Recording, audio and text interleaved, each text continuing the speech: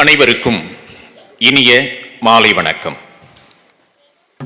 Ramalingar பணிமன்றமும் AVM அறக்கட்டளையும் இணைந்து நடத்துகிற 57வது ஆண்டு அருட்பிரகாச வள்ளலார் மகாத்மா காந்தி விழாவில் இந்த அரங்கிலே கூடியிருக்கிற உங்கள் அனைவரையும் சந்திப்பதில் மகிழ்ச்சியும் பெருமிதமும் அடைகிறேன். அன்பிற்கினியவர்களே, இந்த நிகழ்வுக்கு தலைமை தாங்கியிருக்கக்கூடிய வணக்கத்திற்குரிய தலைவர் மாணிக்கம் ஐயா அவர்கள், மகாகவி சிற்பி ஐயா அவர்கள் உள்ளிட்ட பெருந்தகைகள் இங்கே அமர்ந்திருக்கக்கூடிய இந்த அவையினை மிகவும் பணிவோடு வணங்கி எங்களுடைய நிகழ்ச்சியை தொடங்குகிறோம். பொதுவாக தெருக்கூத்து என்கிற ஒரு கலை வடிவம் இரவு 10 மணிக்கு தொடங்கி விடிய விடிய நிகழ்ச்சிகளை நடத்துகிற, அதிகாலை சூரிய உதயத்திற்கு பிறகும் கூட நிகழ்ச்சிகளை தொடங்குகிற அந்த தெருக்கூத்துல தெய்வ வணக்கம் எல்லாம் முடிந்து முறையாக நாடகத்தை தொடங்குகிற போது, கூத்தை தொடங்குகிற போது கட்டியங்காரன் ஒரு பாத்திரம் வருவான். அந்த கட்டியங்காரன் தான் அந்த நாடகத்தை துள்ளலோடு தொடங்கி வைப்பவன். அப்படி ரொம்ப துள்ளலோடு தொடங்குகிற அந்த பாடலோடு இந்த அரங்கை தொடங்கலாம் அப்படின்னு நினைக்கிறேன். காந்தி ஜெயந்தி நாளில் ஒரு கட்டியக்காரன் வருகையோடு தொடங்குவோம். வந்தானே தன்ன பாருங்க கட்டியக்காரன், வாரானே தன்ன பாருங்க. வந்தானே தன்ன பாருங்க கட்டியக்காரன், வாரானே தன்ன பாருங்க. அக்கீனி துவஜம் கொடுத்து கட்டியக்காரன் அழகான பாகை உடுத்தி, அக்கீனி துவஜம் கொடுத்து கட்டியக்காரன் அழகான பாகை உடுத்தி, செந்தூர பொட்டும் வச்சு செஞ்சலம்பு தாளம் போட்டு கோண குல்லாவும் போட்டு குந்தி குந்தி நடை நடந்து வந்தா நீ தன்ன பாருங்க கட்டியக்காரன், வாரானே தன்ன பாருங்க. வந்தானே தன்ன பாருங்க கட்டியக்காரன், வாரானே தன்ன பாருங்க அப்படின்னு அந்த தெருக்கூத்து கட்டியங்காரனோட அப்படி தொடங்குவோம். ஆமா, இது தமிழகத்தினுடைய வடமாவட்ட பகுதிகளில் இருக்கக்கூடிய தெருக்கூத்து கட்டியங்காரன் வருகை. ஆமா, தமிழகத்தினுடைய தென் பகுதியில எப்படி இசை நாடகத்துல வரக்கூடிய கோமாளி, அவன் பஃபூன்னு சொல்லுவாங்க, ஆமா கோமாளின்னு சொல்லுவாங்க. சரி, அந்த கோமாளி வருகிற போது சபையினரை பார்த்து ஒரு வணக்கம் சொல்லி அப்படி தொடங்குவான்.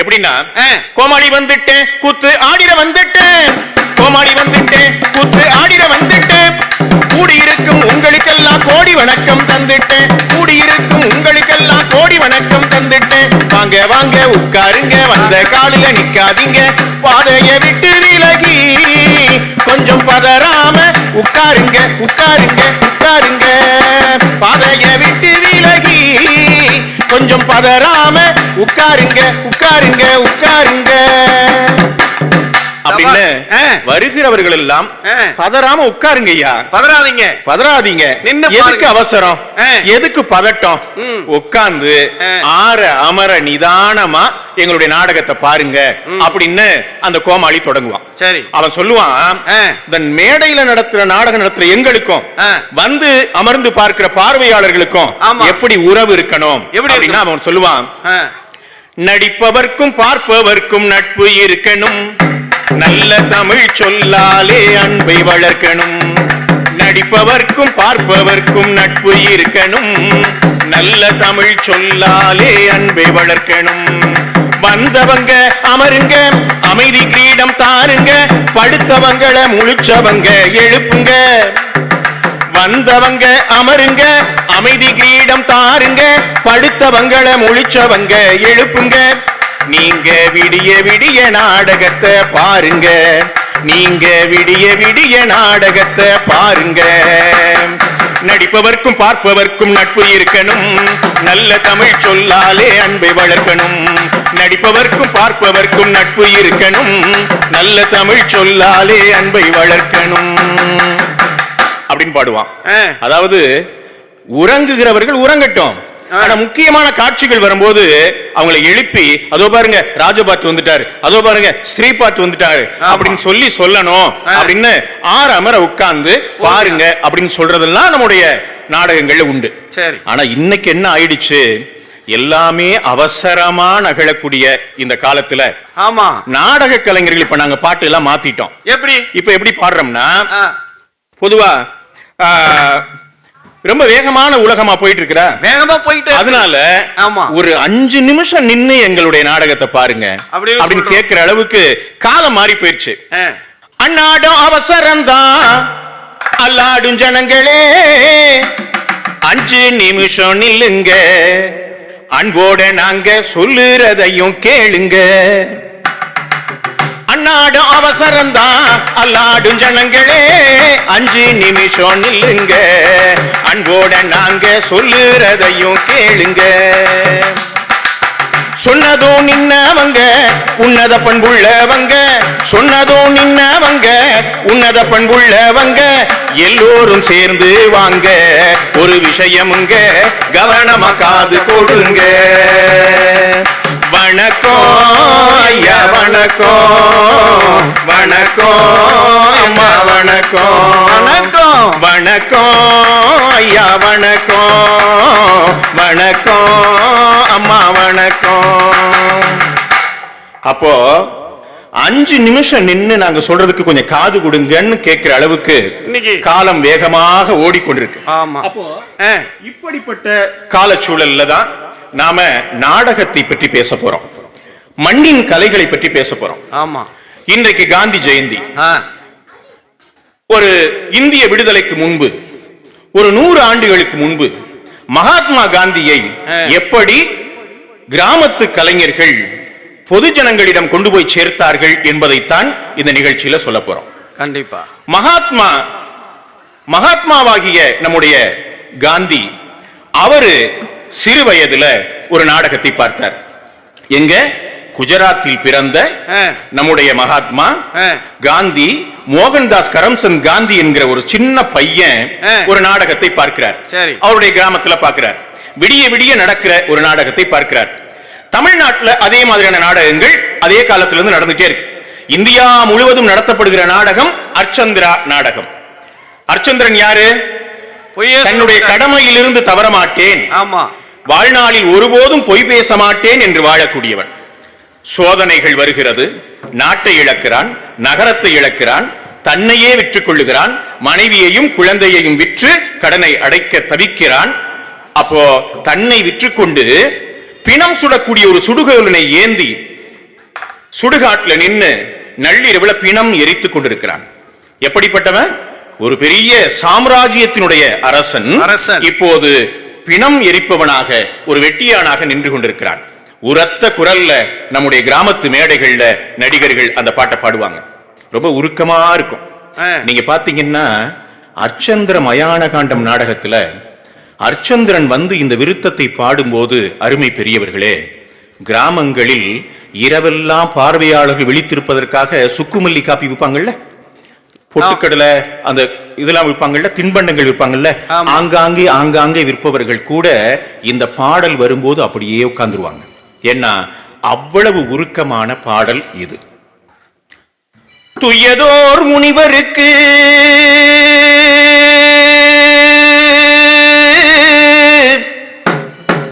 தொல்புவி அரசு தந்தேன்,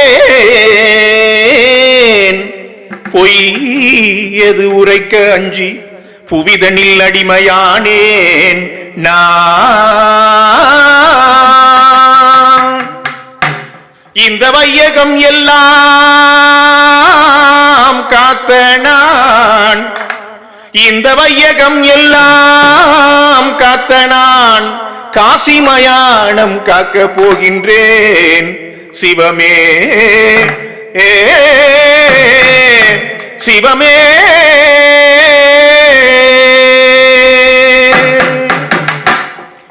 உலகம் அறியாத புதுமை உலகம் அறியாத புதுமை என் உடல் பொருள் ஆவியை கடனுக்கு விற்றதிந்த உலகம் அறியாத புதுமை.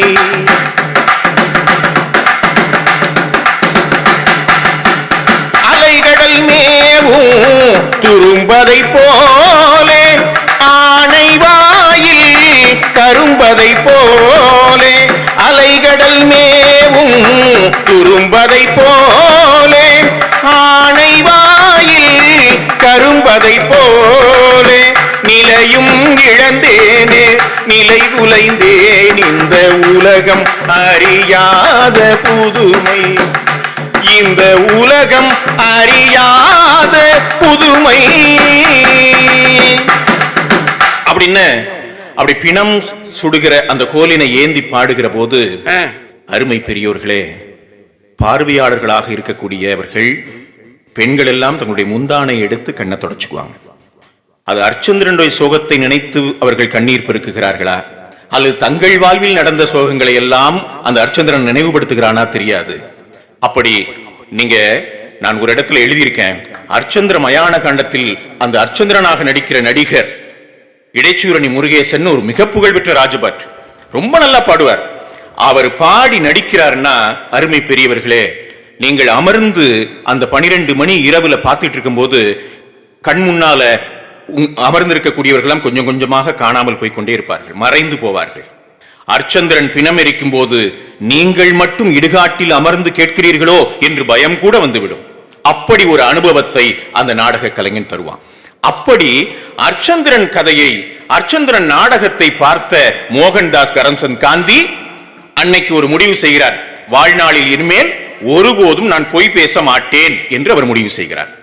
அருமை பெரியவர்களே, அர்ச்சந்திரன் கதையை மோகன்தாஸ் கரம்சந்த் காந்தி படித்திருந்தால் இப்படியான ஒரு மாற்றம் நிகழ்ந்திருக்குமா என்பது ஐயம்தான்.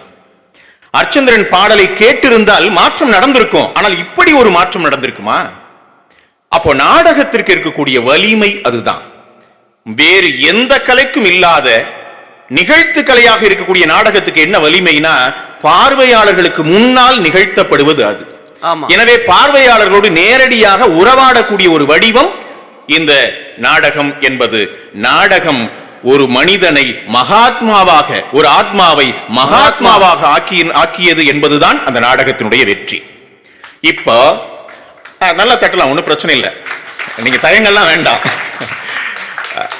அப்படி ஒரு நாடகத்தை பார்த்து வாழ்நாளில் ஒருபோதும் பொய் பேச மாட்டேன் என்று மாறிய அந்த மனிதரை லண்டன்ல படிச்சு தென்னாப்பிரிக்காவில் வழக்கறிஞரா பணியாற்றி இந்த சுதந்திர போராட்டத்திற்கு தன்னுடைய பங்களிப்பை செலுத்த வேண்டும் என்று வந்த அந்த மகாத்மா காந்தியை சாதாரண கிராமத்து மக்கள் மத்தியில கொண்டு போய் சேர்த்தவர்கள் இந்த மண்ணினுடைய கலைஞர்கள். பொதுவா நாடகத்தை சொல்லுவாங்க, நாடகம் என்பது பாமரர்களின் பல்கலைக்கழகம். நாம பல விஷயங்களை படிக்கிறது மூலமா தெரிஞ்சுக்கிறோம். ஆனால் கல்வி அறிவற்ற எளிய கிராமத்து மனிதர்கள், அவர்களுக்கு அறத்தை, உண்மையை, நீதியை, தர்மத்தை யார் சொல்லிக் கொடுப்பது? நாடகம்தான் சொல்லிக் கொடுக்கும். எனவேதான் நாடகத்தை பாமரர்களுடைய பல்கலைக்கழகம் அப்படின்னு சொல்றாங்க. அப்போ அப்படிப்பட்ட நாடகத்துல காந்தியை பற்றி போய் சொல்றாங்க. எப்படி சொல்றாங்க அப்படின்னு சொன்னா, பொதுவா கிராமத்து ஜனங்கள், இன்னைக்கே நம்ம ஜனங்க எப்படி இருக்காங்கன்னு உங்களுக்கு தெரியும். அப்போ ஒரு 150 ஆண்டுகளுக்கு முன்பு, 125 ஆண்டுகளுக்கு முன்பு கிராமத்து மக்கள் எப்படி இருந்திருப்பாங்க? ஆட்சியை பற்றி, ஆளுபவர்களை பற்றி அவங்களுக்கு என்ன நினைப்பு இருந்திருக்கும்? அப்போ என்ன தெரியுமா நினைப்பாங்க? ராமன் ஆண்டாள் என்ன, ராவணன் ஆண்டாள் என்ன, ஆமா, வெள்ளக்காரன் ஆண்டான்னு, இன்னொருத்தவன் ஆண்டான்னு, அதை பத்தி எங்களுக்கு பிரச்சனை இல்லை, நாங்க பாடுபட்டா தான் சோறு அப்படின்னு தான் நினைப்பாங்க. அப்ப அந்த மக்கள் மத்தியில இல்ல இல்ல, ராமன் ஆளுவதற்கும் ராவணன் ஆளுவதற்கும் வித்தியாசம் இருக்கு, வெள்ளைக்காரன் ஆளுவதற்கும் நம்மிலிருந்து ஒருவன் ஆளுவதற்கும் வித்தியாசம் இருக்கு என்ற இந்த வித்தியாசத்தை கிராம மக்களுக்கு அவங்களுக்கு புரிகிற மொழியில சொல்லிக் கொடுக்கணும். அது யாரு செஞ்சா? நம்முடைய மண்ணின் கலைஞர்கள் செஞ்சாங்க. அவங்க சாதாரண தெருக்கூத்துல ஒரு பாடல் பாடுவாங்க. இந்த வரிகளை பாருங்களேன், ரொம்ப அற்புதமான வரிகள், எளிய மக்களுக்கு புரிகிற வரிகள். ஊரா ஊரா தோட்டத்துல ஒருத்தம் போட்டானா வெள்ளரிக்கா, ஊரா ஊரா தோட்டத்துல ஒருத்தம் போட்டானா வெள்ளரிக்கா, காசுக்கு 2 விக்க சொல்லி காகிதம் போட்டானா வெள்ளக்காரன், காசுக்கு 2 விக்க சொல்லி காகிதம் போட்டானா வெள்ளக்காரன். யாரோ உழைச்சு பாடுபட்டா இவன் யாரு வந்து வரி கேட்கிறது, யாரோ உழைச்சு பாடுபட்டா இவன் யாரு வந்து வரி கேட்கிறது. இங்கே நேரா வரட்டும் பாத்துக்கிறேன் சங்க நெரிச்சு உசுர மாச்சிடுறேன், நேரா வரட்டும் பாத்துக்கிறேன் சங்க நெரிச்சு உசுர மாச்சிடுறேன். ஊரா ஊரா தோட்டத்துல ஒருத்தம் போட்டானா வெள்ளரிக்கா, காசுக்கு 2 விக்க சொல்லி காகிதம் போட்டானா வெள்ளக்காரன், காகிதம் போட்டானா வெள்ளக்காரன். ஊரான் ஊரான் தோட்டத்துல ஒருத்தன் போட்டான் வெள்ளரிக்கா, காசுக்கு 2 விக்க சொல்லி கடிதம் போடுறான் வெள்ளக்காரன். இவன் அந்த கிராமத்து கலைஞன் என்ன பாடுறான் பாருங்க, அவன் நேரா வரட்டும் பாத்துக்கிறேன் சங்க நெரிச்சு உசுர மாச்சிடுறேன். காந்தி வருகைக்கு முன்னால என்னவா இருந்தது, வெள்ளக்காரனை அடிச்சு உதைச்சு கொன்னுதான் அவனை வெளியேற்றணும்னு நினைச்சாங்க. அதான் சங்குல மிதிக்கிறது அப்படின்னா இங்க கழுத்துல மிதிக்கிறது. அப்ப கூத்துக்காரன் பாடும்போது அவன் சங்குல நெரிச்சு உசுர மாச்சிடுறேன்னு பாடினான். ஆனால் காந்தி வந்த பிறகு சத்தியாகிரகம் என்ற ஒரு புதிய முறை உலகத்திலேயே இந்தியாவில் அறிமுகமான பிறகு அது நாடக கலைஞர்கள் அதையும் கொண்டு போய் சேர்க்கிறாங்க அப்படின்னு பாக்குறோம். அருமை பெரியோர்களே, வரி கொடுக்க மாட்டேன் என்று குரல் எழுப்பிய வீரபாண்டிய கட்டபொம்மனுடைய வரலாற்றை எளிய கலைஞர்கள் கிராமங்கள்ல கூத்தாக நடத்துறாங்க. கட்டபொம்மு கூத்துன்னு பேர். அந்த கட்டபொம்மு கூத்துல கட்டபொம்மன் பாடுவதாக ஒரு பாடல் வரும். அங்க நீங்க கிராமங்கள்ல பாத்தீங்கன்னா உரத்த ஸ்தாயில அந்த குரல் எடுத்து பாடுவாங்க அந்த கலைஞர்கள். எப்படி பாடுவாங்க அப்படின்னா, வாராண்டா வாராண்டா வெள்ளக்காரே வரட்டும் பார்க்கிறேன் தொப்பிக்காரே, வாராண்டா வாராண்டா வெள்ளக்காரே வரட்டும் பார்க்கிறேன் தொப்பிக்காரே. போராண்ட மன்னர் பிறந்த மண்ணில், போராண்ட மன்னர் பிறந்த மண்ணில் அவன் பொட்ட அதிகாரம் பண்ண வாரான், அவன் பொட்ட அதிகாரம் பண்ண வாரான்.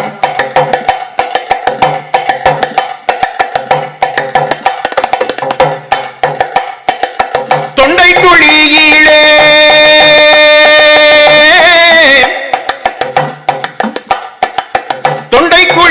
ஜீவன் உள்ள மட்டும் தோக்கலவர் ஜாதி தோக்கு மோடா, சண்டையிட வந்த வெள்ளையனே, சண்டையிட வந்த வெள்ளையன வெட்டி சாய்த்து மூடிக்காம ஏற்கு மோடா, வெட்டி சாய்த்து மூடிக்காம ஏற்கு மோடா. வெள்ளக்காரன் போட்ட வெள்ளி பணம், வெள்ளக்காரன் போட்ட வெள்ளி பணம் இங்கே வேடிக்கை காட்டுதான் வெள்ளப்பணம்.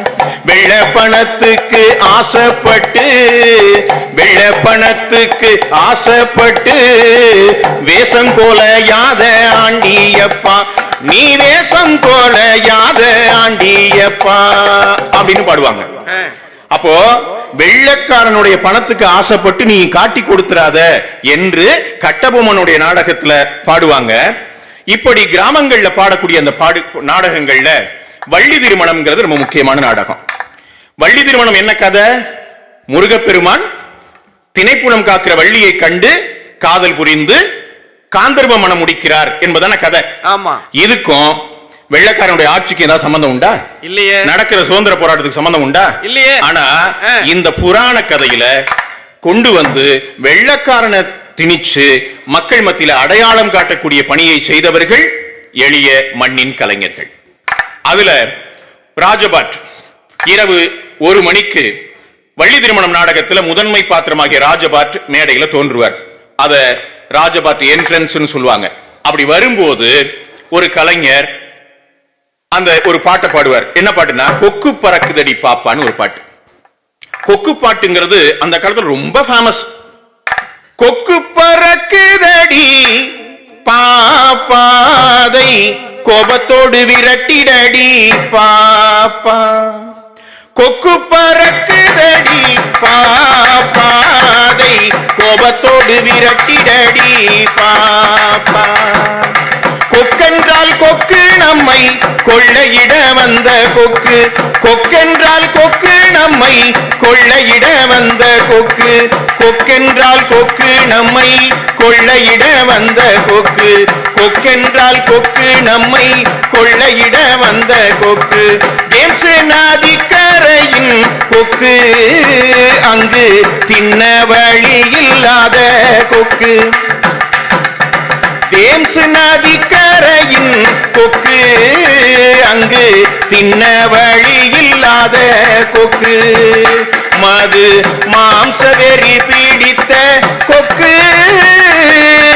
மாம்சவெறி பீடித்த கொக்கு, அதன் மமதை அழிய வேணும் பாப்பா, மமதை அழிய வேணும் பாப்பா அப்படின்னு பாடுவாங்க. கொக்கு பறக்குதடி பாப்பான்னு சொல்லி அந்த கொக்கு எங்கிருந்து வந்ததா? தேம்ஸ் நதிக்கரையின் கொக்கு. தேம்ஸ் நதி எங்க இருக்கு? லண்டன்ல இருக்கு.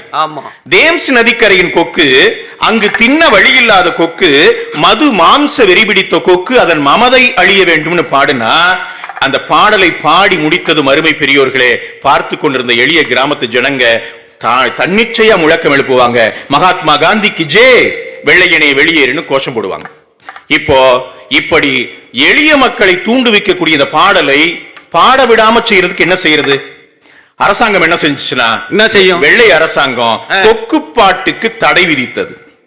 கொக்கு பாட்டை பாடினா பாடின நடிகனை கைது செய்வோம் அப்படின்னு அறிவிச்சது. சரி, இந்த பாடலை மிக பிரபலமாக பாடிய அன்றைய ராஜபாட்டுகள் ஒருவர் விஸ்வநாத தாஸ். விஸ்வநாத தாஸ் இந்த பாடலை பாடுறாரு அப்படின்னா அதற்கு தடை. அந்த பாடலை பாடுனா கைது, சிறை. இப்ப என்ன பண்றாரு விஸ்வநாத தாஸ்? மேடைக்கு வர்றாரு. அங்க பார்த்தா வெள்ளக்கார போலீஸ் வந்து காத்துட்டு இருக்கோம், இந்த பாடலை பாடுனா கைது பண்ணலாம் அப்படின்னு. இப்போ மேடைக்கு வந்த உடனே அவரு என்னத்துக்கு வம்பு அப்படின்னு முருகன் பாடுகிற பாடலை ஆரம்பிப்பார். ஒற்றை வரிதான் ஆரம்பிப்பாரு. ஜனங்க விடுவாங்களா? ஜனங்க என்ன கேட்பாங்கன்னா, கொக்கு பாட்டு பாடுன்னு கேட்பாங்க. ஒரு கலைஞனுடைய வேலை மக்கள் என்ன கேட்கிறார்களோ அதை தருவதுதான். உடனே இந்த பாடலை பாடுவார் விஸ்வநாத தாஸ். அப்படி பாடினார்னா பாய்ந்து மேடையிலே ஏறி இந்த பாடல் தடை செய்யப்பட்டிருக்கிறது, உங்களை கைது செய்ய போகிறோம் சொல்லுவாங்க வெள்ளக்காரங்க. வெள்ளக்கார போலீஸ் சொல்லும். இப்போ விஸ்வநாத தாஸ் என்ன சொல்லுவார்னா, எதற்காக கைது? கொக்கு பாட்டு பாடினதுக்காக. கொக்கு பாட்டை பாடியது நான் இல்ல, விஸ்வநாத தாஸ் இல்ல, இந்த நாடகத்தில் முருகப்பெருமான் பாடி இருக்கிறேன். வேணா கேட்டு பாருங்க. நான் யாருன்னு கேட்டா முருகா முருகா முருகாம்பாங்க ஜனங்க. பாருங்க, முருகன் பாடி இருக்கிறேன். நீங்கள் விஸ்வநாத தாஸை கைது செய்ய வேண்டும் என்றால் காலையில நாடகம் முடிஞ்ச பிறகு ஒப்பனையெல்லாம் கலைப்பன்ல, அப்ப வந்து கைது பண்ணிக்கன்னு சொல்லிட்டு அந்த வெள்ளைக்கார போலீஸ் உட்கார வச்சு விடிய விடிய வெள்ளைக்காரர்களினுடைய அட்டூழியங்களை தோலுரித்து காட்டுகிற பாடல்களாக பாடுவாரு. ஒவ்வொரு முறையும் இப்போ ஜனங்களுக்கு குஷி ஆயிடும். என்ன தெரியுமா? எதிரி ஒரு வரிசையில உட்கார்ந்துருக்காங்க, அவங்கள பார்த்து பார்த்து கைதட்டி சிரிப்பாங்க ஜனங்க. ஏண்டாம் வந்தம்னு ஆயிடும் போலீஸுக்கு. நாடகம் முடிந்ததும் பாய்ந்து மேடை ஏறி கைது செய்ய போவாங்க. இப்ப விஸ்வநாத தாஸ் கேட்பார், எதற்கு கைது? கொக்கு பாட்டு பாடினதுக்கு. நாடகத்தில் முருகனாக பாடியவர் பாடிய பாட்டுக்கு என்ன ஏன் கைது செய்கிறீர்கள் கேட்பார். ஆனாலும் காவல்துறை அவரை கைது செய்து கொண்டு போகும். அருமை பெரியவர்களே, தன்னுடைய 39 வயதுல 38 முறை சிறைக்கு போனவர் விஸ்வநாத தாஸ் என்கிற மகத்தான கலைஞன். அந்த கலைஞன் நம்ம மதுரை கவி பாஸ்கர் தாஸ் காந்தியை பத்தி ஒரு பாட்டு எழுதியிருந்தார். என்னன்னா, காந்தி எப்படி இருக்காரு? அரை ஆடை மனிதர் இல்லையா? மேல ஒரு ஆடை, கீழே ஒரு ஆடை, அவ்வளவுதான். தடி ஊன்றி கொண்டு நடந்து போறாரு. இந்த வயதான கிழவரை எளிய ஜனங்கள்ட்ட கொண்டு போய் சேர்க்கிறதுக்கு அந்த மதுரை கவி பாஸ்கர் தாஸ் ஒரு பாட்டு எழுதியிருந்தார். என்ன பண்ணா, காந்தியோ பரம ஏழை சந்நியாசி, காந்தியோ பரம ஏழை சந்நியாசி, காந்தியோ பரம ஏழை சந்நியாசி அப்படின்னு தொடங்குற பாட்டு. இந்த பாடல விஸ்வநாத தாஸ் மேடையில பாடுவார். காந்தியோ பரம ஏழை சந்நியாசி. அந்த தோற்றத்துக்கு பொருந்ததுல. இப்போ இந்த பாடலை எங்க பாடுறாரு தெரியுமா? மகாத்மா காந்தி தூத்துக்குடிக்கு வர்றார். தூத்துக்குடியில ஒரு மேடை பொதுக்கூட்டத்தில் பேசுறாரு. அந்த மேடையில விஸ்வநாத தாஸ் இந்த பாட்டை பாடுறார். இப்ப காந்திக்கு தமிழ் தெரியாது, தமிழ்ல கையெழுத்து போட கற்றுக்கொண்டார், ஆனால் தமிழ் புரியாது. இப்போ கேட்கிறாரு, என்ன பாடுற? காந்தின்னு பாடுறாருன்னு தெரியுது, தன்னை பற்றி பாடுறாங்கன்னு தெரியுது, விஸ்வநாத தாஸ் பாடுறாரு. இப்போ இவர் என்ன பாடுகிறாருன்னு கேட்கிறாரு காந்தி. இதை மொழிபெயர்த்து சொல்றாங்க, காந்தியோ பரம ஏழை சன்னியாசின்னு பாடுறாரு. இப்ப காந்தி கேட்டாராம் சிரிச்சுக்கிட்டே, ஹம்கோ சன்னியாசி பனாயா, என்னை சன்னியாசி ஆக்கி விட்டீர்களா என்று கேட்டாராம். ஏன்னா காந்தி பரம ஏழையும் கிடையாது, சன்னியாசியும் கிடையாது, நல்ல குடும்பஸ்தன் இல்லையா? ஆனா ஜனங்களுக்கு எப்படி சொன்னா புரியுமோ அந்த மொழியில் கொண்டு போய் சேர்த்தவர்கள் நம்முடைய மண்ணின் கலைஞர்கள் அப்படிங்கிறத நம்ம பார்க்கலாம். இப்படி நாடகங்கள்ல காந்தியை பற்றி நிறைய பாடல்கள். அடுத்து பாத்தீங்கன்னா இதே வள்ளி திருமணம் நாடகத்துல விஸ்வநாத தாஸ்ங்கிற ஒரு ராஜபாட்டு பாடுறாருப்பா, கைதாகிறாரு, சிறைக்கு போறாரு. இப்போ அந்த நாடகத்தில் நடிக்கக்கூடிய மற்றவர்கள் என்ன பார்ப்பாங்க? காந்தியை பற்றி பாடினால், விடுதலைக்கு ஆதரவாக பாடினால், வெள்ளைக்காரர்களை தோலுரித்து காட்டு பாடினால் சிறை என்பது தெரியும். இப்போ ஆண்கள் மட்டுமல்ல பெரியவர்களே, அந்த நாடகங்களில் நடித்த பெண் கலைஞர்களும் இவர்களுக்கு சளைத்தவர்கள் இல்லை. அந்த பெண் கலைஞர்களும் எங்கெங்கெல்லாம் வாய்ப்பு கிடைக்குதோ அங்கெல்லாம் காந்தியை பற்றியும் சுதந்திரத்தை பற்றியும் வெள்ளைக்காரர்களை பற்றியும் பாடுறாங்க. அட வள்ளி திருமண நாடகத்துல வள்ளி திணைப்புணம் காக்க போற, கையில ஒரு கமன்கல்லை எடுத்துக்கிட்டு அங்க இருக்கக்கூடிய பறவைகளை, காக்கைகளை, குருவிகளை, சிச்சிலி பறவைகளை இவற்றையெல்லாம் துரத்துவதற்காக கவன் எடுத்துக்கொண்டு போறா. ஆலோலம் சோ ஆலோலம் சோ அப்படின்னு குருவிகளை விரட்டுறா. இப்போ அந்த இடத்துல அந்த ஸ்திரீ பாட் வள்ளி பாடுவதாக வரக்கூடிய அந்த இடத்துல அந்த வள்ளி நடிகைகள் பாடுவாங்க, வெள்ளை வெள்ளை கொக்குகளா வெகு நாளா இங்கிருந்து கொள்ளை அடித்தீங்களோ ஆலோலங்கடிச்சோ, கோபம் வரும் போய்விடுங்கோ ஆலோலங்கடிச்சோ. வெள்ளை வெள்ளை கொக்குகளா வெள்ளை வெள்ளை கொக்குகளா வெகு நாளா இங்கிருந்து கொள்ளை அடிச்சீங்களோ ஆலோலங்கடிச்சோ, கோபம் வரும் போய்விடுங்கோ ஆலோலங்கடிச்சோ, கோபம் வரும் போய்விடுங்கோ ஆலோலங்கடிச்சோ. காந்தி மகத்துவத்தால் கதிர்கள் விளைந்து இங்கே சாய்ந்து கிடக்குதென்றாலோலங்கடிச்சோ, தட்டி பறிக்க வந்தீராலோலங்கடிச்சோ. வெள்ளை வெள்ளை கொக்குகளா வெள்ளை வெள்ளை கொக்குகளா வெள்ளை வெள்ளை கொக்குகளா வெகு நாளா இங்கிருந்து கொல்லை அடிச்சீங்களோ ஆலோலங்கடிச்சோ, கோபம் வரும் போய்விடுங்கோ ஆலோலங்கடிச்சோ, கோபம் வரும் போய்விடுங்கோ ஆலோலங்கடிச்சோ. சோ சோ சோ சோ சோ சோ அப்படின்னு பாடுவாங்க. ஜனங்க என்ன பண்ணுவாங்க? எங்க காந்தி மகத்துவத்தால் கதிர்கள் விளைந்து இங்கே சாய்ந்து கிடக்குதான். காந்தி மகத்துவத்தால் கதிர்கள் விளைந்து இங்கே சாய்ந்து கிடக்குதென்றா ஆலோலங்கடிச்சோ, தட்டி பறிக்க வந்தீர், எங்களுடைய செல்வங்களை கொள்ளை கொள்ள வந்தீர்களா என்று வள்ளியாக நடிக்கக்கூடிய நடிகைகள் பாடுவாங்க.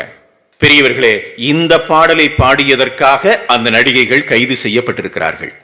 ஜானகி அம்மா, கமலவேணின் ஒரு ஹார்மோனிய கலைஞர் என்று ஏராளமான பெண் கலைஞர்கள் இதற்காக கைது செய்யப்பட்டார்கள் என்பது வரலாறு.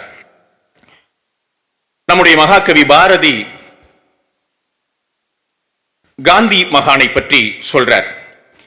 வாழ்க நீ அம்மான் இவ்வையத்து நாட்டில் எல்லாம் தாழ்வுற்று வறுமை மிஞ்சி விடுதலை தவறி கெட்டு பாழ்பட்டு நின்றதாமோர் பாரத தேசம் தண்ணீர் வாழ்விக்க வந்த காந்தி மகாத்மா நீ வாழ்க. காந்தி மகாத்மாவை மகாகவி எப்படி வரவு வச்சாரு?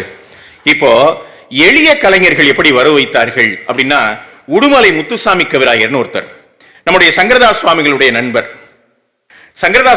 நண்பர், அவரு ஒரு பாடல்ல எழுதியிருக்கிறார். நிறைய நூற்றுக்கணக்கான பாடல்கள் இருக்கு. விடுதலை போரில் தமிழகம் என்கிற அந்த நூல்ல நம்முடைய தோழர் அவர்கள் அதையெல்லாம் விரிவாக பதிவு செய்திருக்கிறார்கள். அருமை பெரியோர்களே, உடுமலை முத்துசாமி கவிராயர் சொல்றாரு, இந்திய ஜனங்களே கேட்பீர், என்னுடைய விண்ணப்பம் ஒன்றென்ன விடுந்தோ சிந்தையில் உணர்ந்திடுவீரே நமது தேசம் நாசமுறும் செய்தியை. அந்நிய நாட்டினரெல்லாம் இங்கே அண்டி வந்து சந்தையென இந்தியாவையே வயமாய் கை கொண்டபின் தமது வர்த்தகத்தை மெத்த மெத்த விருத்தி செய்ததால் வடிந்தது இந்நாட்டினுடைய பொருள். எவ்வளவு பெரிய ஒரு பொருளாதார கோட்பாட்டை, அரசியல் கோட்பாட்டை எளிய மக்களுக்கு புரிகிற மாதிரி சொல்றாங்க. வந்து இங்கே வர்த்தகம் செய்ததால் வடிந்தது இந்த நாட்டினுடைய பொருள்.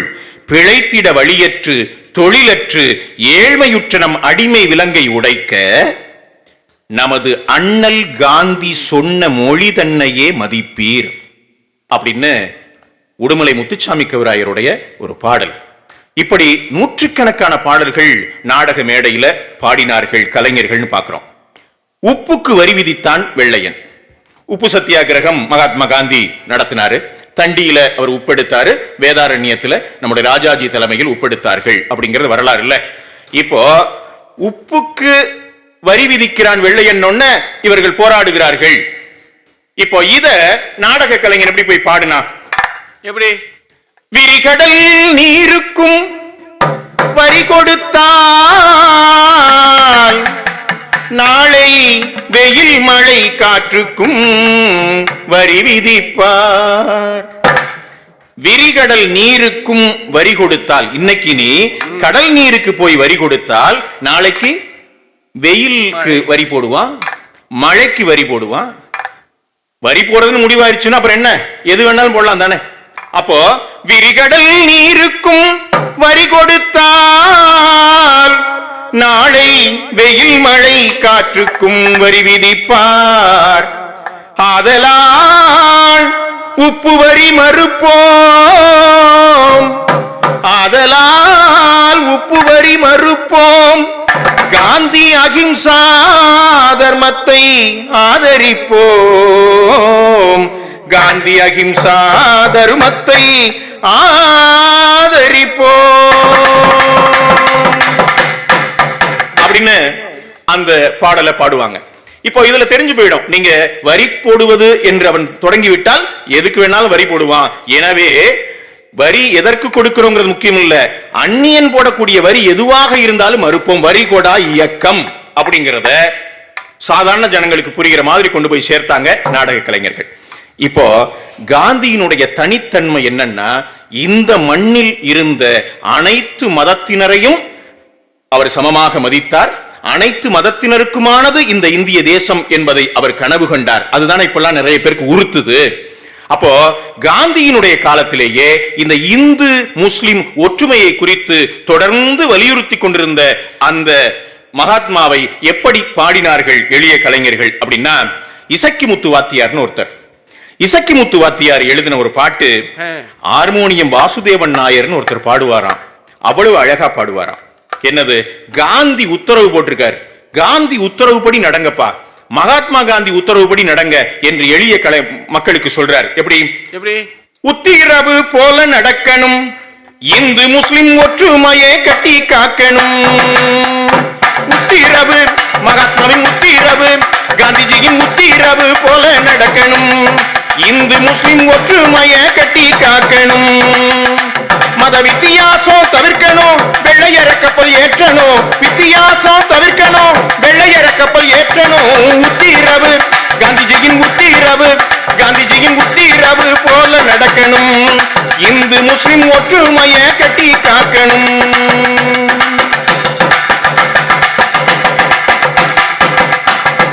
ஆசை காட்டி மோசம் செய்யும் ஆட்சியை ஒழிக்கணும், அனைவரும் அகிம்சை என்னும் ஆயுதம் தரிக்கணும்.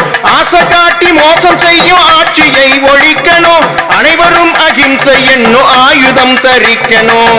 தேசிய கொடியின் கீழே திரண்டு போர் நடத்தணும், தேசிய கொடியின் கீழ் திரண்டு போர் நடத்தணும். ஜெய்கின் வந்தே மாதரம் மந்திரத்தை ஜபிக்கணும், ஜெய்கின் வந்தே மாதரம் மந்திரத்தை ஜபிக்கணும். உத்திரவு, காந்திஜியின் உத்திரவு போல நடக்கணும், காந்திஜியின் உத்தரவு போல நடக்கணும், இந்து முஸ்லிம் ஒற்றுமையை கட்டி காக்கணும்னு ரொம்ப சாதாரண கிராமங்கள்ல நள்ளிரவுல உறக்கம் கண்ணை தழுவுகிற அந்த பொழுதுகள்ல மகாத்மா காந்தியை மீண்டும் மீண்டும் சொன்னவர்கள் நம்முடைய நாடக கலைஞர்கள், மண்ணினுடைய கலைஞர்கள் அப்படிங்கிறத நம்ம மறந்துடக்கூடாது. இப்போ இதுல காந்திஜியை பத்தி மீண்டும் மீண்டும் இந்த கலைஞர்கள் சொல்லுவது அவருடைய தோற்றம், அவருடைய நடை உடை பாவனைகள், அவருடைய நடவடிக்கைகள் எல்லாத்தையும் சொல்றாங்க. அதுல ஒரு கலைஞன் சொல்றான், ராஜா என்ன சண்முகதாஸ் அப்படின்னு ஒருத்தர் எழுதினது, காந்தின்னு சொல்லி எங்கேயோ இருந்தொரு கிழவர் வந்திருக்கிறாராம். காந்தின்னு சொல்லி எங்கேயோ, அவனுக்கு ஏதோ குஜராத்ங்கிறது எங்கன்னு தெரியல, காந்தின்னு சொல்லி எங்கேயோ இருந்த ஒரு கிழவர் வந்திருக்கிறாராம். அவர் காங்கிரஸை சேர்ந்த ஆளா, இப்ப கவர்மெண்ட்டையே எதுக்குறாராம். மல்லு கட்ட கூடாதுன்னு ஊரையே ஒன்னாக்கி, உனக்குள்ள அடிச்சுக்காத, மல்லு கட்ட கூடாதுன்னு ஊரையே ஒன்னாக்கி கலவரமும் பண்ணுறாராம். காந்தி இன்னும் சொல்லி எங்கே இருந்தொரு கிழவர் வந்திருக்காராம். காந்தி இன்னும் சொல்லி எங்கேயோ இருந்தொரு கிழவர் வந்திருக்காராம். அவரு காங்கிரஸை சேர்ந்த ஆளாம், அவரு காங்கிரஸை சேர்ந்த ஆளாம். இப்ப கவர்மெண்ட்டையே எதுக்குறாராம், இப்ப கவர்மெண்ட்டையே எதுக்குறாராம். காந்தி இன்னும் சொல்லி எங்கேயோ இருந்தொரு கிழவர் வந்திருக்காராம். அவர் காங்கிரஸை சேர்ந்த ஆளாம். உச்சி குடுமியும் வச்சி கட்டி இருக்காராம், உச்சி குடுமியும் வச்சி கட்டி இருக்காராம். ஒச்சடைய நம்ம போலவேதான் இருப்பாராம், ஒச்சடைய நம்ம போலவேதான் இருப்பாராம். நிச்சயம் சுயராஜ்யம் வாங்கியே தருவாராம், நிச்சயமா சுயராஜ்யம் வாங்கியே தருவாராம். நினைச்சத முடிக்காம ஓயவே மாட்டாராம், நினைச்சத முடிக்காம ஓயவே மாட்டாராம். கள்ளு கடையெல்லாம் கூடாதுன்னு சொல்லிட்டாராம், கள்ளு கடையெல்லாம் கூடாதுன்னு சொல்லிட்டாராம். கதறு வேட்டிதான் கட்டணும்னு சொல்லிட்டாராம், கதறு வேட்டிதான் கட்டணும்னு சொல்லிட்டாராம். காந்தின்னு சொல்லி எங்கேயோ இருந்தொரு கிழவர் வந்திருக்காராம்.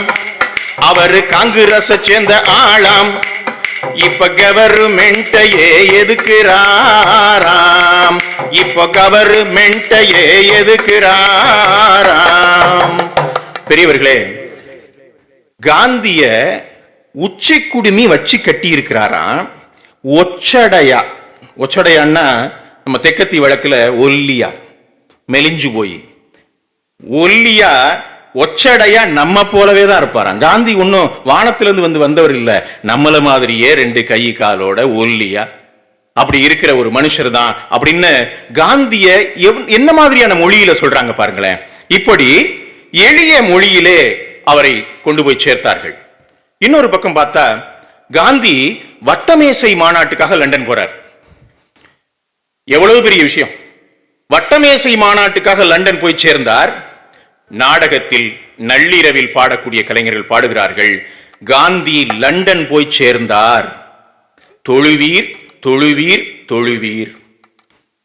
நீங்க இரவு 12 மணிக்கு வள்ளி திருமணம் நாடகத்துல காந்தி லண்டன் போய் சேர்ந்தார், லண்டன் எந்த திசையில இருக்கோ அந்த திசையை கை காட்டுவான் அந்த நாடக கலைஞன். பார்த்து கொண்டிருந்த பார்வையாளர்கள் எல்லாம் அவர்கள் அந்த லண்டன் இருக்கக்கூடிய திசையை நோக்கி தொழுவார்கள். மகாத்மா காந்தி சென்ற காரியம் நல்லபடியாக நிறைவேற வேண்டும், அவர் நல்லபடியாக திரும்பி வர வேண்டும் என்று இன்னைக்கு கூட்டு பிரார்த்தனைன்னு சொல்றோம்ல, அப்படிப்பட்ட ஒரு பிரார்த்தனையை செய்தவர்கள் நாடக கலைஞர்கள் அப்படிங்கிறத நம்ம பார்க்கலாம். இப்போ இந்த மாதிரி நம்முடைய நாடக கலைஞர்கள் பலவிதமாக காந்தியை கொண்டு போய் சேர்த்தாங்க. அவர்கள் சமகாலத்துல என்ன நடக்கிறதோ அதை உடனடியாக நாடகங்கள்ல கொண்டு வரக்கூடியவர்கள் நம்முடைய நாடக கலைஞர்கள். அவங்க பக்தி பாட்டு பாடினாலும் அதுல ஒரு பொடி வச்சு பாடுவாங்க. எங்க பகுதியில் அண்ணன் சேதுபதி அவர்கள் இங்கே இருக்கிறார்கள். பொன்னமராவதி அப்படிங்கிற ஊர்ல ஆறுமுகம்னு ஒரு நாடக கலைஞர். பொன்னமராவதி ஆறுமுகம் மிகவும் புகழ்பெற்ற பஃபூன் காமிக் கலைஞர். அவரு ஒரு கடவுள் துதி பாட்டு பாடுவார். யார? பரந்தாமனை, பார்க்கடலில் பள்ளி கொண்டிருக்கக்கூடிய பரந்தாமனை வாழ்த்தி பாடணும், துதித்து பாடணும். அப்ப அந்த பாட்டை எப்படி பாடுறான்னு பாருங்களேன். திருமாலை பாடணும், பெருமாளை பாடணும். அந்த பாட்டை நாடக கலைஞன் எப்படி பாடுவான்? அப்ப அப்போ அன்னன்னைக்கு நடக்கக்கூடிய விஷயங்களை எப்படி கொண்டு வந்து நாடகத்துல சேர்ப்பாங்கிறது தெரியும். காந்தி லண்டன் போனா சொல்லுவான், கதர்கப்பல் தோன்றுதே அப்படிங்கிறத செய்தியை சொல்லுவான். இன்னைக்கு பகத்சிங் தூக்கிலிடப்பட்டார்னா அன்னைக்கு இரவு பாடுவான். மோதிலால் நேரு இறந்து விட்டார் அன்றைக்கு பாடுவான். லாலா லஜபதி ராய் இறந்து விட்டார் அன்றைக்கு பாடுவான். அன்னன்னைக்கு செய்தியை பாடுவான். அப்போ அவனிடம் இருக்கக்கூடிய கலைத்திறமையால் அன்றன்றைய நிகழ்வுகளை தன்னுடைய நாடகங்களை கொண்டு வந்து பாடினான். அப்போ பொன்னமராவதி ஆறுமுகம் ஒரு பாட்டை பாடுவாரு. மச்சமாய் கூர்மமாய் நரசிங்க வடிவமாய் வந்த சாமி சாமி,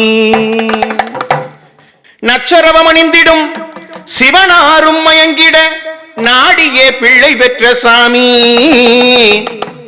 அநியாயமாகவே ஆந்திரர்க்கு சொந்தமாக்கிய ஏ திருப்பதி வெங்கடாஜலசாமி,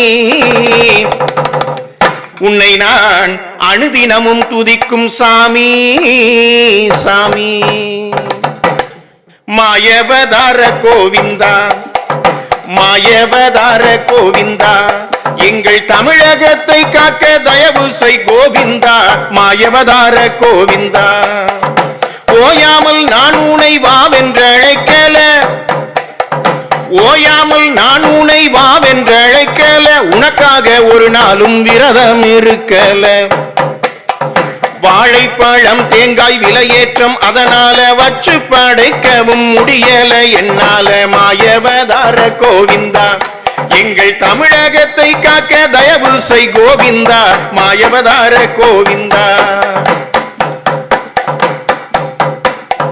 பஞ்சத்தை போக்கிடும் பக்குவம் தெரியல, பதுக்கல்காரங்களை பகைக்கவும் முடியல, பஞ்சத்தை போக்கிடும் பக்குவம் தெரியல, பதுக்கல்காரங்களை பகைக்கவும் முடியல, லஞ்சம் கொடுத்தாலும் சங்கதி நடக்கல, லஞ்சம் கொடுத்தாலும் சங்கதி நடக்கல, நாட்டிலே நல்லவர்க்கு ஒருபோதும் காலமில்ல, மாயவதார கோவிந்தா, எங்கள் தமிழகத்தை காக்க தயவு செய் கோவிந்தா, மாயவதார கோவிந்தா. பொன்னமராவதி ஆறுமுகம் என்ன சொல்றாரு, நீங்க பரந்தாமனை சொல்லுகிற போது அவர் சொல்றாரு, அநியாயமாகவே ஆந்திரருக்கு சொந்தமாகிய, இது எவ்வளவு பெரிய வரலாறு இது. நீங்க மொழிவழி மாநிலம் பிரிக்கப்பட்ட போது வேங்கட மலை இருக்கக்கூடிய திருப்பதியை தமிழ்நாடு நாம கேட்டோம். ஏன்னா தொல்காப்பியத்துல தமிழ்நாட்டினுடைய எல்லையை வரையறுக்கிற போது பணம்பாரனார் அந்த சிறப்பு பாயிரத்துல சொல்றாரு, வடவேங்கடம் தென்குமரி ஆயிடை தமிழ்கூறு நல்லுலகம் அப்படிங்கிறார். அப்போ எங்களுடைய தமிழ்நாட்டு எல்லை அது அங்கிருந்து தொடங்குது தமிழ்நாடு. எனவே தமிழ்நாட்டோட திருப்பதியை இணைக்கணும்னு நாம கேட்டோம். ஆந்திராக்காரங்க என்ன கேட்டாங்க, மதராஸ் மனதே மனதே, மதராஸ் எங்களுக்கு அப்படின்னு கேட்டாங்க. அப்புறம் என்னப்பா உள்ளதும் போயிடும் போல இருக்கேன்ட்டு திருப்பதியை கொடுத்துட்டு நம்ம சென்னையை தக்க வச்சுக்கிட்டோம் இல்லையா. இப்ப இந்த அரசியல பொன்னமராவதி ஆறுமுகம் சொல்றாரு, அநியாயமாகவே ஆந்திரருக்கு சொந்தமாக்கிய ஏ திருப்பதி வெங்கடாஜலசாமி, இப்படி அன்றன்றைக்கு இருக்கக்கூடிய அரசியல் செய்திகளை கொண்டு வந்து சேர்க்கிற ஒரு மகத்தான திறன் எளிய மண்ணின் கலைஞர்களுக்கு உண்டு. அப்படி அந்த கலைஞர்கள் தான் மகாத்மா காந்தியினுடைய பல்வேறு செயல்களை, அவருடைய அரசியல் செயல்பாடுகளை அந்த ஜனங்களுக்கு, சாதாரணமான ஜனங்களுக்கு புரிகிற மொழியிலே கொண்டு போய் சேர்த்தார்கள் அப்படிங்கிறத நம்ம பார்க்கலாம். இப்படி நீங்க அந்த இதுல பாத்தீங்கன்னா நாடகங்கள்ல போற போக்குல அப்படி தட்டி விட்டு போயிடுவாங்க. ஒண்ணு இல்லைங்க, வள்ளி திருமணம் நாடகம் கழுகாசல காட்சின்னு பேர். முருகப்பெருமான் இரவு 1 மணிக்கு வந்து தோன்றுவார். அங்க திணைப்புணம் காத்து கொண்டிருக்கக்கூடிய வள்ளியை பார்த்துவிட்டு நாரத மகாமுனிவர் வருவார். நாரதர் வந்து முருகனை பார்த்து, முருகா உன்னையே எண்ணிக்கொண்டிருக்கிறாள் வள்ளி, அவளை சென்று திருமணம் செய்து கொள்னு சொல்லணும். இதான் காட்சி. இப்ப இரவு 12-1 மணிக்கு முருகப்பெருமான் கழுகாசல காட்சியில் நிற்பார். நீங்க திரை விலகினதும் முருகன் நிற்பாரு. இந்த இசைக்கலைஞர்கள் முருகப்பெருமான் மீது ஒரு பக்தி பாடலை பாடுவாங்க. இந்த கோமாளியை நடிக்கிற பஃபூன் காமிக் இருக்கான் பாருங்க, அவன் என்ன செய்வான்னா ஒரு தட்டுல கொஞ்சம் திருநீர் வச்சு நடுவுல ஒரு கற்பூரத்தை வச்சு எடுத்துட்டு வருவான். வந்து சிலையாக நிற்கக்கூடிய முருகப்பெருமானுக்கு முன்னால ஒரு தீப்பெட்டி எடுத்து நெருப்பு பற்ற வச்சு தீப ஆராதனை காட்டி ஒரு முருகன் மீது ஒரு பக்தி பாடலை பாடி முடிச்சு அப்புறம் அவன் விலக வந்து ஒலிவாங்கியின் முன்னால வந்து முருகப்பெருமான் பாடுவார். இதுதான் நாடகத்துல வழக்கம். இப்போ புதுக்கோட்டையில இளையராஜான்னு ஒரு பஃபூன் காமிக் இருந்தார். அவர் என்ன பண்ணார், ஒரு நாள் முருகப்பெருமான் வந்து நிக்கிறாரு. பஃபூன் காமிக் வந்து வந்தவர், நான் சொன்ன அதே காட்சி நடக்குது. தட்டுல திருநீர் இருக்கு, நடுவுல கற்பூரம் இருக்கு, கொண்டு வந்து வச்சார். வச்சுட்டு இசைக்கலைஞர்கள் பாடிட்டு இருக்கிறாங்க. இப்போ தீப்பெட்டி எடுக்கணும். தீப்பெட்டியை இங்க இடுப்புல தான் சொருகி வச்சிருப்பார். இப்படி தட்டினாரு, தீப்பெட்டி இல்ல, மறந்துட்டு வந்துட்டார் போல இருக்கு. ஒப்பனை அறையில் இருக்கு. இப்போ எல்லாரும் பார்வையாளர்கள் பார்த்துட்டு இருக்காங்க. இப்படி தட்டி பார்த்தவரு தீப்பெட்டியை காணாம, முருகன் நின்றுட்டு இருந்தார் பாருங்க, நிமிர்ந்து கேட்டாரு, முருகா தீப்பெட்டி கொடு அப்படின்னாரு. இப்ப இதுல ரெண்டு அர்த்தமுங்க. ஒண்ணு, இந்த உலகத்தையே காக்கக்கூடிய எல்லாம் கேட்டவர்க்கெல்லாம் எல்லாம் தருகிற முருகப்பெருமானே ஒரு தீப்பெட்டி கொடுக்க மாட்டியான்னு அர்த்தம். இன்னொன்னு, முருகப்பெருமானாக வந்து நிற்கிறாரே ராஜபாட்டு, ஒரு 10 நிமிஷம் மேடைக்கு போறோம், அடுத்த 3/4 மணி நேரம் மேடையை விட்டு போக முடியாதுங்கிறதுனாலதான் மேடைக்கு பின்னால கொட்டகைக்கு பின்னால கொண்டு போய் புல்லாங்குழல் வாசிட்டு வந்திருக்கார். இப்போ ரெண்டு அர்த்தம். நீ முருகப்பெருமானே தீப்பெட்டி கொடுக்க முடியாதா அப்படின்னு ஒண்ணு. ரெண்டாவது, இப்பதானே பயன்படுத்திட்டு வந்த அந்த தீப்பெட்டியை கொடுப்பான்னு அர்த்தம். அப்படியே முருகப்பெருமானாக காந்தர்வனாக அழகிய தோற்றத்தோடு நின்ற முருகப்பெருமானுக்கு சிரிப்பு வந்துருது. அப்போ எவ்வளவு பெரியவர்களாக இருந்தாலும் அந்த நேரத்தில் அதை உடைத்து கலைத்து போட்டு விடக்கூடிய அற்புதமான வல்லமை நம்முடைய நாடக கலைஞர்களுக்கு உண்டு. அவர்கள் பலவிதமான உணர்வுகளை மேடைகளில் எழுப்பினாங்க அப்படிங்கிறத நீங்க நினைவில் வச்சுக்கணும். எங்க ஜாலியன் வாலாபாக் கொலை நடக்குது. ஜெனரல் டயர் ஆயிரக்கணக்கான மக்களை சுடுன்னு சுட்டு கொன்னானே, அந்த ஜாலியன் வாலாபாக் நிகழ்வை நாடக கலைஞர்கள் மேடையிலே பாடினால், அருமை பெரியவர்களே, கேட்டுக்கொண்டிருக்கக்கூடிய தாய்மார்கள், பெண்கள், பெரியவர்கள் கண்ணீர் விட்டு அழுவார்கள் என்பது நாடக வரலாறு சொல்லுகிற செய்தி. எங்க நடந்தது அந்த படுகொலை? இன்னைக்கும் கொண்டு வந்து அதை பாடக்கூடிய கலைஞர்களாக நாடக கலைஞர்கள், மண்ணின் கலைஞர்கள் இருந்தார்கள். அதை போல பகத்சிங் சுகதேவ் ராஜகுரு தூக்கிலிடப்பட்ட செய்தியை கொண்டு வந்து நாடகங்களிலே பாடினார்கள். அந்த துயரங்களை எல்லாம் இப்படி நாடக கலைஞர்கள், மண்ணின் கலைஞர்கள் கொண்டு வந்து சேர்த்தார்கள். இப்போ படித்த வர்க்கம் மகாத்மா காந்தியினுடைய கொள்கைகள், கோட்பாடுகளை அறிந்து கொண்டது, அதை பின்பற்றியது, களத்தில் இறங்குச்சு. எளிய மக்களை, பாமர மக்களை, படிப்பறிவற்ற மக்களை காந்தியினுடைய பின்னால அணிவகுக்க செய்த பெருமை நம்முடைய மண்ணின் கலைஞர்களுக்கே உண்டு என்பதை நாம் மிக நன்றியோடு நினைத்து பார்க்க வேண்டும் பெரியவர்களே. அப்படிப்பட்ட ஒரு மகத்தான ஒரு காலமாக அந்த காலம் இருந்தது என்பதை நாம் நினைவில் வைத்துக் கொள்ள வேண்டும். இப்படி கலைஞர்கள் சுதந்திர போராட்ட அந்த கனலை பற்ற வைத்தார்கள் என்பதை நம்ம நினைவில் வச்சுக்கணும். நான் ஒரே ஒரு செய்தியை சொல்லி என்னுடைய இந்த நிகழ்வை இறுதி செய்ய விரும்புகிறேன். இந்த நாடக சுதந்திர போராட்டத்தில் நாடக கலைஞருடைய பங்களிப்பை ஏராளமாக நாம் பார்க்கிறோம்.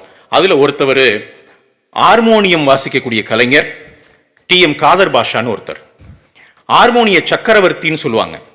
அவர் யாருக்கு வாசித்திருக்கிறார்னா, நாடகங்கள்ல கொடுமுடி கோகிலம், ஏழிசை வல்லபி என்று சொல்லப்படக்கூடிய KB சுந்தரம்பாளுக்கு ஹார்மோனியம் பின்பாட்டு வாசித்தவர். நாடகங்கள்ல பெரியவர்களே, இப்ப நான் ஒரு ஆளாக இங்கிருந்து பாடினேன். நான் முறையாக சங்கீதம் படிக்காதவன்.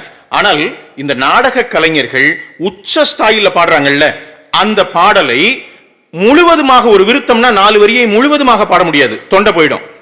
அப்ப ஒரு வரியை பாடி முடித்ததும் அங்க இருக்கக்கூடிய ஹார்மோனிய கலைஞன் அந்த வரியை பின்னால திரும்பி வாங்கி பாடணும். முழு இரவு, அப்பதான் முழு இரவு பாட முடியும். அந்த அடிவயத்திலிருந்து எக்கி அந்த அது ஒலிபெருக்கியும் இல்லாத காலத்திலும் உரத்து குரல் எடுத்து பாடுவாங்க. காயாத கனகத்தே நின்றுலவும், காயாத கனகத்தே நின்றுலவும் நற்காரிகையே,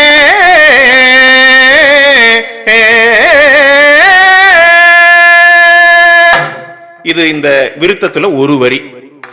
இந்த ஒரு வரியை பாடி முடித்ததும் ஹார்மோனிய கலைஞர் இருக்காங்கல்ல, அந்த பாடலை திரும்பி வாங்கி பாடணும். காயாத கனகத்தே நின்றுலவும் நற்காரிகையே,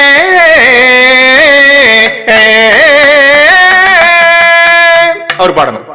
இப்போ கேபி சுந்தரம்பாள் அம்மா வள்ளி திருமணத்துல வள்ளியாகவோ அல்லது முருகப்பெருமானாகவோ, என்ன வேடிக்கைனா கிட்டப்பா முருகனா நடிச்சா கேபிஎஸ் வள்ளியா நடிப்பாங்க. காரைக்குடியில இவர் வேலன் வேடன் விருத்தன், கிட்டப்பா, கேபி சுந்தரம்பாள் வள்ளியா நடிச்சாங்கன்னா ஒரு வாரம் கழிச்சு கேபி சுந்தரம்பாள் வேலன் வேடன் விருத்தனாகவும் கிட்டப்பா வள்ளியாகவும் நடிப்பாங்களாம். இப்படி பால் மாறி நடிப்பதற்கு சமவேஷம்னு பேரு. அப்படி அவங்க அந்த மாதிரி நடிச்சிருக்கிறாங்க. அந்த இதுல பாத்தீங்கன்னா அந்த பாடல்களை பின்னால வாங்கி பாடக்கூடிய கேபி சுந்தரம்பாளுக்கு இணையாக பாடிய ஒரு கலைஞன் ஹார்மோனிய சக்கரவர்த்தி டி.எம். காதர் பாஷா, திருச்சியைச் சேர்ந்தவர். இவர் நாம் இங்கே பேசிய நாடக கலைஞர்களைப் போல காந்திக்கு ஆதரவாக, விடுதலை இயக்கத்திற்கு ஆதரவாக, வெள்ளையருக்கு எதிராக தொடர்ந்து பாடல்களை பாடுகிறார். தடை போட்டு பார்த்தாச்சு, சிறையில போட்டு பார்த்தாச்சு. சிறைக்கு விட்டு வெளியில வந்த உடனே முதல் பாடலே சுதந்திர போராட்டத்துக்கு ஆதரவான பாடல், உடனே கைது, மீண்டும் சிறை, மீண்டும் பாடல் என்று இந்த கலைஞனை தடுக்கவே முடியாது. என்ன செய்யலாம்னு யோசிக்கிறாங்க வெள்ளைக்காரர்கள். அப்போ ஒரு சூழ்ச்சி செய்தார்கள். ஹார்மோனிய சக்கரவர்த்தி டி.எம். காதர் பாஷா செய்யாத ஒரு கொலை குற்றத்தை அவன் மீது சுமத்தி பொய்ச்சாட்சி சொல்ல வைத்து அவனை தூக்குக்கு அனுப்பினார்கள். சிறையில் கிடந்தார். தூக்கில் இருக்கிற நாளும் வந்தது. சிறையில் ஒரு நடைமுறை இருக்கு இல்லையா, உனக்கு கடைசி ஆசை என்ன அப்படின்னு கேட்டாங்க. டி.எம். காதர் பாஷா சொன்னாரு, நான் சாவதற்கு முன்பு ஒரு பக்தி பாடல் பாட விரும்புகிறேன், இறைவனை துதிக்க விரும்புகிறேன், எனக்கு ஒரு ஹார்மோனிய பெட்டி வேண்டும் அப்படின்னு கேட்டார். ஹார்மோனிய பெட்டி கொண்டு கொடுத்தாங்க தூக்கு மேடையில். காதர் பாஷா அந்த ஹார்மோனியத்தை வாசித்தார், ஒரு பாடலை பாடினார். ராக தாள விந்யாசங்களோடு ஒரு அமைந்த அந்த பாடல் அது. சுருளிமலை மேலே மேவும் சீலா, உன்னை தோத்தரித்தேன் சுப்பிரமணிய வேளா என்று தொடங்குகிற அந்த பாடல். இந்த பாடலை மிகவும் உருக்கமாக, மெய்சிலிருக்கும்படி விஸ்தாரமாக பாடினார் ஹார்மோனிய சக்கரவர்த்தி டி.எம். காதர் பாஷா. ஏறத்தாழ 3/4 மணி நேரம் பாட்டு. 3/4 மணி நேரம் பாடி முடித்ததும் சிறை அதிகாரிகள் மணியை பார்த்தார்கள். தூக்கிலிட வேண்டிய நேரம் கடந்து 15 நிமிடம் ஆயிடுச்சு. இப்போ மறுபடியும் தூக்கிலே போட வேண்டும் என்றால் மீண்டும் நீதிபதியின் முன் நிறுத்தி மறு உத்தரவு பெற்ற பிறகுதான் தூக்கில போட முடியும். மறுநாள் நீதிபதிக்கு முன்னால் கொண்டு போய் நிறுத்துறாங்க. நீதிபதி கேட்கிறார், ஏன் தூக்கில போடல? அவர் ஒரு பாடல் பாடினார், கேட்டுக்கொண்டிருந்தோம், நேரம் போனதை கவனிக்கவில்லை. நீதிபதிக்கு கடுமையான கோபம் வந்துருச்சு. என்ன தினமும் 40-50 தூக்காயா போடுறீங்க? அரிதினும் அரிதான விஷயத்துக்கு தான் தூக்கு போடுறோம், அது கூட ஒழுங்கா செய்ய மாட்டீங்களா? அப்படி என்னையா பாடுனா அந்த ஆளு? கூப்பிடு அந்த ஆளை. நான் காதர் பாஷா கூண்டில் ஏறி நின்னாரு. ஹார்மோனியத்தை கொண்டு வச்சாங்க. பெரியவர்களே, மீண்டும் அதே பாடல், சுருளிமலை மேலே மேவும் சீலா, உன்னை தோத்தரித்தேன் சுப்பிரமணிய வேளாங்கிற அந்த பாடலை 3/4 மணி நேரம் மீண்டும் பாட நீதிபதியின் கண்களிலிருந்து 2 சொட்டு கண்ணீர் விழுந்தது. அந்த வெள்ளை அதிகாரி பேனாவை எடுத்து எழுதினான், இப்படி உருக்கமாக பாடுகிற இவன் கொலை செய்திருக்க வாய்ப்பே இல்லை, இவனை விடுதலை செய்கிறேன் என்று எழுதினான் என்பது இன்றைக்கும் நாடக கலைஞர்கள் மீண்டும் மீண்டும் சொல்லிக் கொண்டிருக்கக்கூடிய ஒரு வரலாறாக இருக்கிறது. இதை நான் ஏன் இங்கே சொல்லுகிறேன் என்றால், இப்படி உயிரை பணயம் வைத்தும் கூட இந்திய சுதந்திர போராட்டத்துக்கு ஆதரவாக நின்ற இந்த கலைஞர்களுடைய தியாகம் இல்லாமல் நாம் இன்றைக்கு அனுபவிக்கக்கூடிய சுதந்திரம் இல்லை என்பதை நாம் மிக நன்றியோடு நினைத்து பார்க்க வேண்டியிருக்கிறது. இன்றைக்கு இந்த காந்தி ஜெயந்தி நாளில் காந்தியை மக்கள் மத்தியிலே கொண்டு போய் சேர்த்த இந்த கலைஞர்களின் அனைவருடைய பாதத்தை தொட்டு வணங்கி அவர்களுக்கு வணக்கம் செலுத்துவதன் மூலமாக அவர்களை நினைவு கூறுவோம் என்று சொல்லி நல்லதொரு வாய்ப்பினை தந்த ராமலிங்கர் பணிமன்றத்திற்கு மீண்டும் நன்றி பாராட்டி, கலைக்குழுவின் சார்பிலே நன்றி பாராட்டி விடைபெறுகிறேன். நன்றி, வணக்கம்.